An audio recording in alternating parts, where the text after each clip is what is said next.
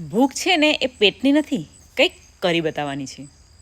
જ્યારે તમે તમારા સપનાઓ માટે દોડો છો ને ત્યારે લોકો તમને કદાચ ગાંડા કહે, પણ તમને ખબર હોય છે કે તમારી અંદર જે આગ છે ને એ જ તમારી આવતીકાલની ઓળખ બનવાની છે.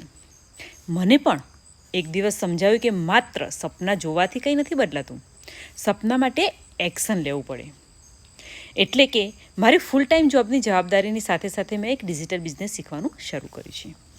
દરરોજ થોડો સમય કાઢીને સ્કિલ પર કામ કરું છું, નવી વસ્તુઓ શીખું છું અને મારા ફ્યુચર માટે કંઈક બનવાનો હું પ્રયત્ન કરી રહી છું.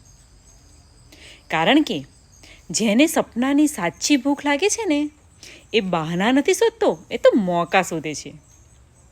જો તમને પણ તમારા ફ્યુચર માટે કંઈક નવું શીખવાની અને ઓનલાઈન બિઝનેસ વિશે સમજવાની ઈચ્છા હોય તો તમે મને ઇન્ફો લખીને DM કરી શકો છો.